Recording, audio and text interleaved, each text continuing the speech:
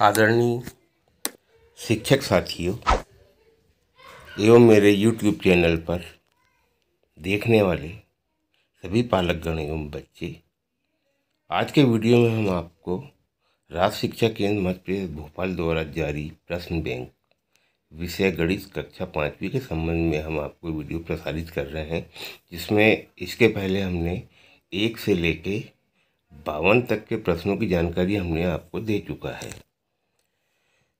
और उसी संबंध में आज हम आपको 53 से प्रश्न की जानकारी दे रहे हैं। तो सबसे पहले हम प्रश्न नंबर 53 देखते हैं। प्रश्न नंबर 53, पहली 3 विषम संख्याओं का जोड़ है। हमको यहाँ पर दिया है पहली 3 विषम संख्याओं का जोड़ क्या होगा। तो पहली 3 विषम संख्या हमारी कौन सी है? 1, 3, 5। अगर इसको हम जोड़ देते हैं तो हमारा आंसर आता है 5 और 3 8 और 1 9। इसका आंसर हमारा 9 आता है। तो कहने का मतलब ये है कि हमारा डी जो आंसर है ये इसका डी आंसर होगा। अब इसके बाद हम देखते हैं प्रश्न नंबर 54। प्रश्न नंबर 54, एक मोटर बोट 1 घंटे में 10 किलोमीटर की दूरी तय करती है, तो 3 घंटे में कितनी दूरी तय करेगी। तो इस प्रकार का ये प्रश्न यहाँ पर दिया हुआ है। इसको हमको हल करने के लिए हम एक एक नियम के अनुसार इसको हल कर ले, या 10 में हम यदि हम 3 का गुणा कर दे तो 10 तिया हमारा होता है 30। 10 तिया 30 कहने का मतलब इसका आंसर होगा हमारा कितना? D 30 kilometre. इसके बाद हम देखेंगे प्रश्न 55, दी गई आकृति का क्षेत्रफल बताइए। अब यहाँ पे जो आकृति हमारे सामने दी है, तो दी गई आकृति का क्षेत्रफल है, तो यहाँ पर 1 सेंटीमीटर उड़ित 1 सेंटीमीटर के यहाँ पे वर्ग बने हुए हैं। जैसे यहाँ पर ये 1 2 3 4 5, यहाँ पे कितने वर्ग बने हैं? 5 वर्ग बने हैं। और माप काय में है इसका? तो माप है इसका सेंटीमीटर में। तो आंसर हमारा सी आ जाएगा 5 वर्ग सेंटीमीटर। अब इसके बाद प्रश्न क्रमांक 56, अंग्रेजी वर्णमाला का कौन सा अक्षर आधा घुमाने पर वैसा ही दिखेगा। तो यहाँ पे हमारा जो आंसर आएगा, जो यहाँ पर दिया हुआ अंग्रेजी वर्णमाला का, इसका बी आ जाएगा एच। जो एच है इसको यदि हम आधा घुमाएंगे तो जैसी पहले आकृति थी वही आकृति इसमें नजर आएगी। इसके बाद अब हम देखेंगे प्रश्न 57, पहली 4 विषम संख्याओं का जोड़ है। अब हमको इसका जोड़ बताना है पहली 4 विषम संख्याओं का। तो पहली 4 विषम संख्या कौन सी है हमारी?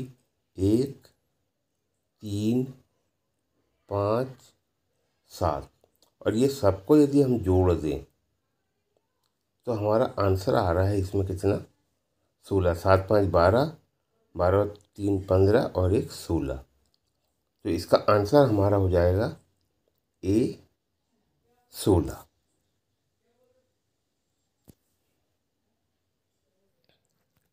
इसके बाद है प्रश्न क्रमांक 58, एक मोटर बोट 1 घंटे में 15 किलोमीटर की दूरी तय करती है, तो 3 घंटे में कितनी दूरी तय करेगी।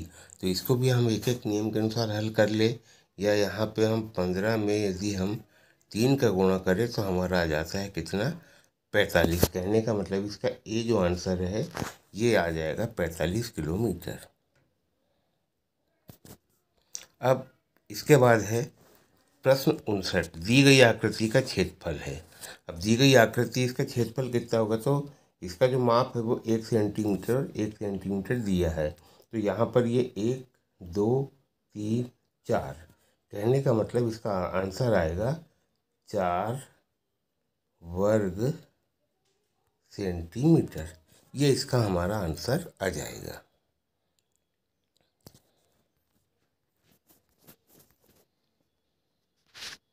तो यहाँ पे ये आंसर दिया हुआ है ये 4 वर्ग सेंटीमीटर।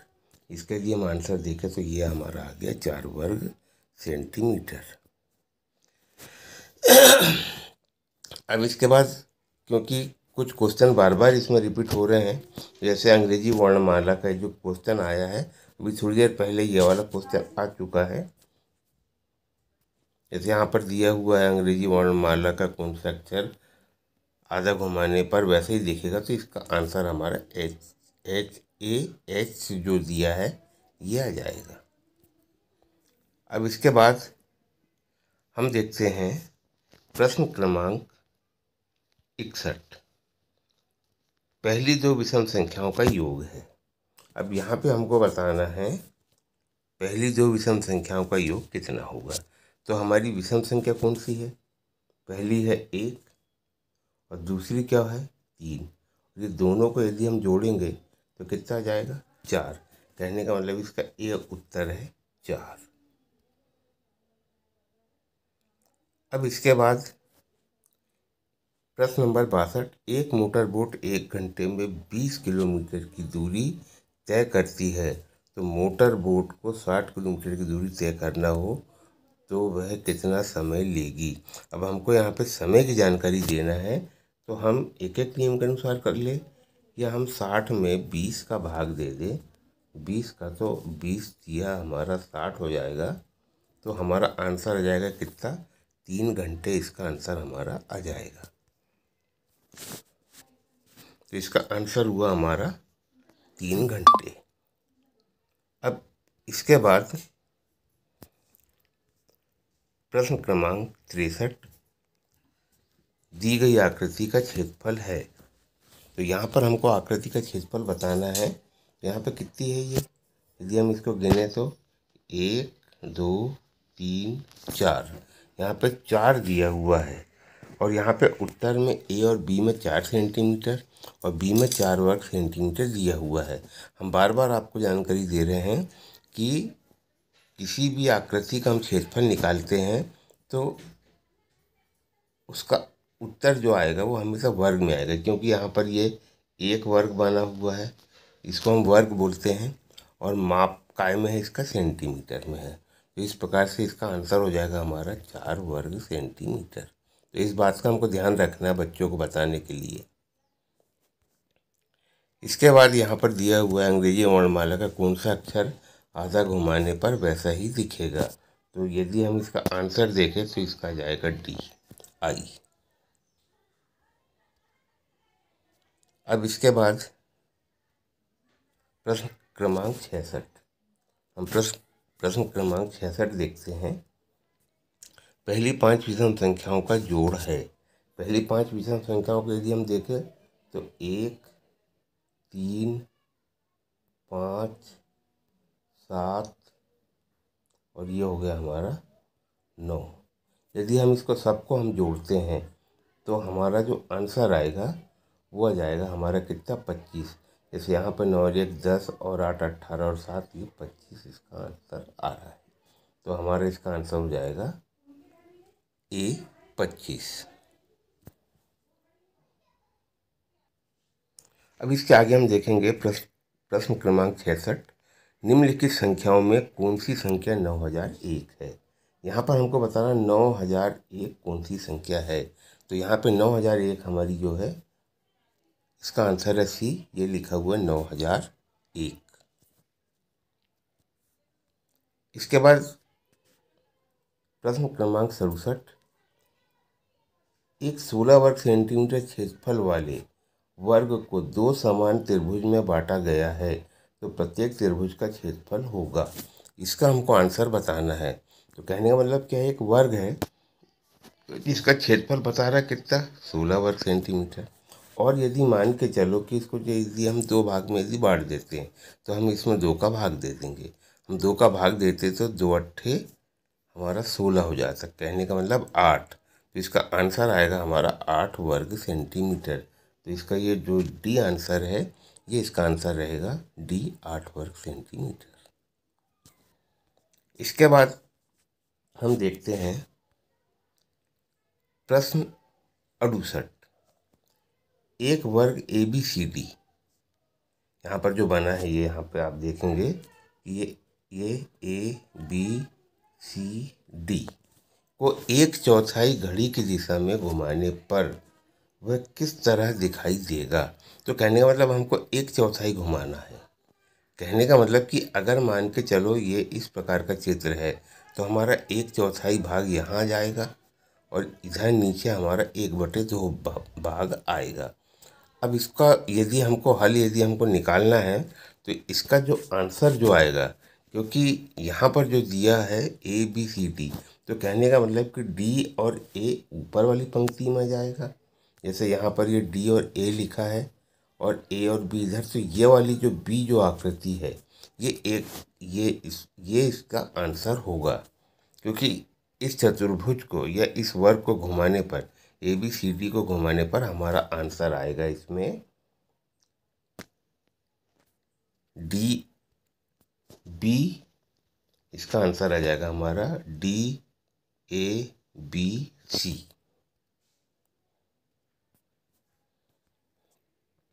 इसके बाद है प्रश्न 69। पैटर्न 25, 20, 15 की अगली संख्या होगी। तो हम यहाँ पर देख रहे हैं कि 25 में से 5 घटाए तो 20 आया, 20 में से 5 घटाए तो 15 आया, और हम यदि 15 में से हम यहाँ पे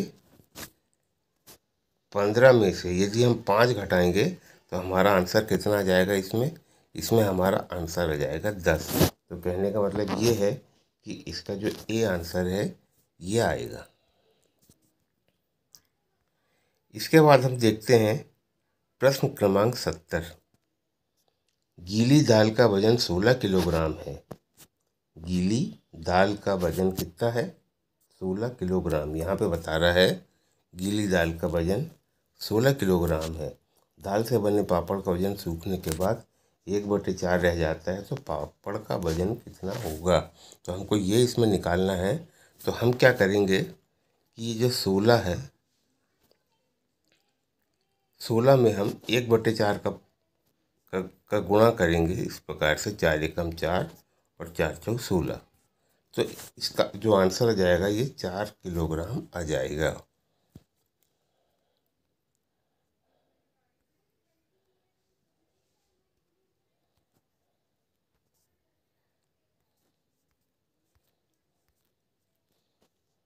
अब इसके बाद 70 के बाद हम देखेंगे प्रश्न क्रमांक 71। एक 24 वर्ग सेंटीमीटर क्षेत्रफल वाले आयत को दो समान भागों में दो समान त्रिभुजों में बांटा गया, प्रत्येक त्रिभुज का क्षेत्रफल होगा। तो इसका भी आंसर हम बिल्कुल वैसे ही निकालेंगे, क्योंकि ये आयत है। वैसे इसमें यदि हम आकृति देखें तो ये वर्ग की आकृति हमको नज़र आ रही है। यदि आयत की आकृति की बात करें तो आयत की आकृति में लंबाई और चौड़ाई होती है। तो यहाँ पे चाहे वो आयत हो चाहे वर्ग हो, इसको दो भागों में बांटा गया, तो प्रत्येक त्रिभुज का हमको क्षेत्रफल बताना है। तो यदि आयत का क्षेत्रफल अगर 24 वर्ग सेंटीमीटर है, अगर उसमें हम इसको दो भाग में यदि हम बांट दें, तो इसमें 2 का भाग दे देंगे तो हमारा आंसर आ जाएगा 12। इसका आंसर आ जाएगा हमारा 12। कहने का मतलब ये आंसर हो गया हमारा 12 वर्ग सेंटीमीटर। प्रश्न number 72। Pattern LM MN NO, यदि हम इसको देखें तो हमारी जो अगली जो संख्या आएगी वो OP आएगी। OP क्यों आएगी? अगर हम इसको देखें यहाँ पर, तो यहाँ पर जो दिया है LMN, ये L दिया है, ये M दिया है, ये N दिया है। तो इसके बाद जो आएगा वो आएगा हमारा O, और उसके बाद यदि हम M को देखें तो ये हो गया MNO। तो O के बाद क्या आएगा? हमारा P आएगा। तो इस प्रकार से इसका आंसर हो गया OP।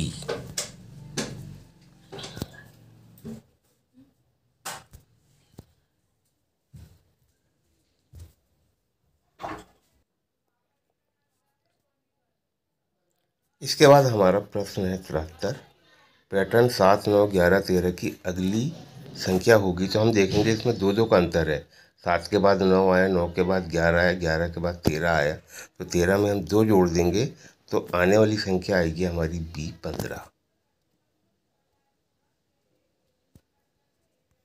अब हम देखते हैं प्रश्न 74 संख्या 10,513 को अंकों में लिखिए। तो यहाँ हमको 10,513 लिखना है, तो इसका आंसर आ जाएगा हमारा C 10,513।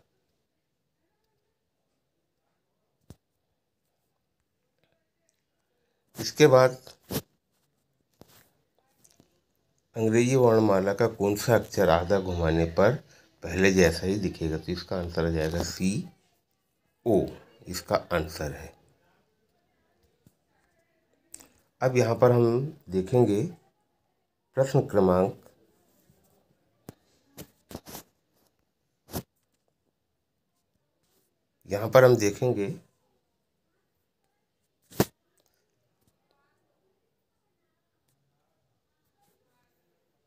76।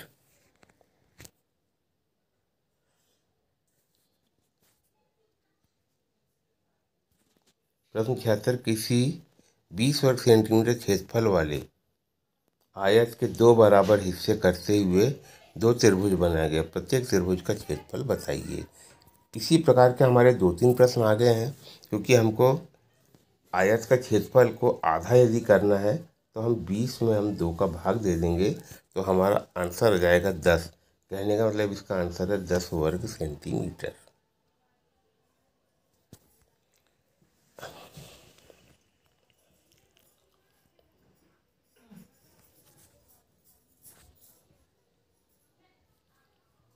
अब इसके बाद प्रश्न है हमारा 77, 14, 12, 10, 8 की अगली संख्या होगी। तो यहाँ पे 2 का अंतर है। 14 में से 2 घटाए तो 12, 12 में से 2 घटाए 10, 10 में 2 घटाए 8, और 8 में से 2 हम घटाएंगे तो हमारा आंसर आ जाएगा 6। तो इसका आंसर होगा हमारा B 6।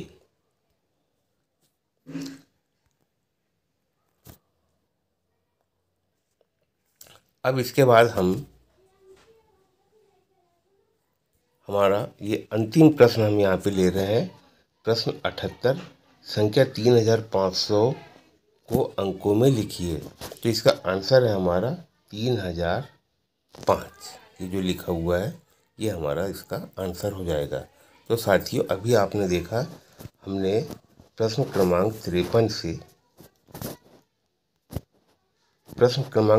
से 78 तक के हमने आपको जानकारी दिए हैं, और इसके आने वाले वीडियो में हम इसके आगे की जानकारी देंगे। आज के लिए सिर्फ इतना ही। नमस्कार।